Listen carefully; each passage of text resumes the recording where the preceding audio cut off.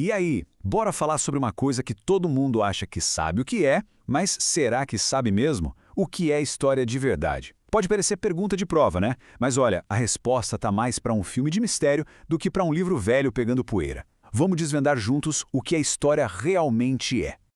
Ok, vamos começar quebrando logo de cara aquele mito gigante. Aprender história é só decorar um monte de coisa? Se alguém acha que é só um jogo de memória com nomes e anos, se prepara. Porque, e se eu disser que saber os fatos é só o comecinho da investigação? Pois é. A verdade é que a história é tipo uma academia para o cérebro. Ela não tá aí para dizer o que a gente tem que pensar, mas sim para ensinar como pensar. O lance não é só engolir os fatos, mas sim investigar, sabe? Perguntar por que isso rolou, quem se deu bem com isso e qual é o outro lado dessa história que talvez não estejam contando. E para a gente entender de vez essa ideia de investigação, tem uma comparação que é sensacional.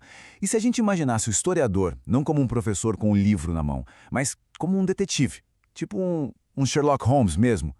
E se a história fosse o maior caso de mistério de todos os tempos?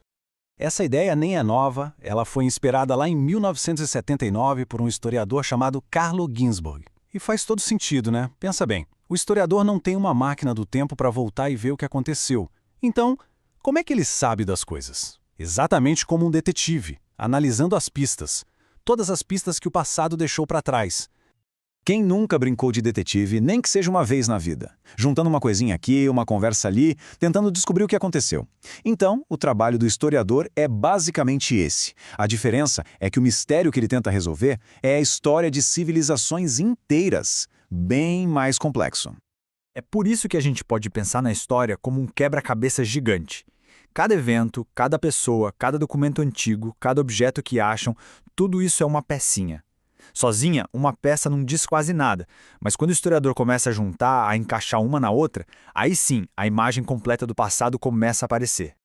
Beleza, se o historiador é um detetive, como é que funciona esse trabalho na prática? Como é que se encontram essas pistas? Como elas são analisadas? Tem um método para isso? Com certeza, e é um processo bem sério, bem rigoroso. Então vamos lá, como essa investigação funciona? Primeiro passo, coletar as evidências. O que são as evidências? São as fontes históricas? Documentos, fotos, objetos, até leis. Tudo o que o passado deixou para trás é uma pista. Segundo passo, pesquisa e análise crítica. Isso é fundamental. Não dá para acreditar em tudo que se encontra. É preciso se perguntar, quem fez isso? Por quê? Essa fonte é verdadeira? É confiável? Terceiro passo, contextualizar. Uma pista solta não diz nada. É preciso entender o ambiente da época, o que estava rolando na política, na sociedade, na cultura. E por último, o quarto passo, publicar e ensinar. O trabalho do detetive não acaba quando ele resolve o caso. Ele precisa contar a história, compartilhar o que descobriu em livros, artigos, aulas. Agora, segura essa. Depois de todo esse trampo, de juntar as peças, analisar, a história que a gente conta fica escrita em pedra para sempre? E se eu disser que o passado pode mudar? Parece meio doido, né? Afinal, o que aconteceu já era. Aconteceu, mas a questão aqui não é mudar o evento em si, a questão é a história que a gente conta sobre ele. Essa narrativa, essa interpretação, será que ela pode se transformar? A resposta é surpreendente. Sim, um gigantesco sim. O fato que aconteceu lá atrás não muda, mas a nossa visão sobre ele, essa está sempre mudando. Pensa só, de repente encontra um diário perdido que conta uma versão totalmente diferente. Ou surge uma nova tecnologia que permite analisar um objeto antigo de outro jeito. E o mais importante de tudo, grupos que foram silenciados por muito tempo, como mulheres, povos indígenas, populações negras, finalmente começam a ter espaço para contar as suas próprias versões da história. E isso muda tudo. Olha só esse exemplo, é perfeito. Durante muito tempo, a história que a gente ouvia na escola era do Cristóvão Colombo como o grande herói que descobriu a América.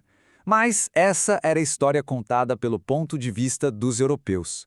Hoje, quando a gente inclui outras fontes, principalmente a perspectiva dos povos que já moravam aqui, a imagem muda completamente. A gente passa a ver o Colombo como uma figura bem mais complexa, cuja chegada foi o começo de um período de muita violência e sofrimento para quem era dono da terra.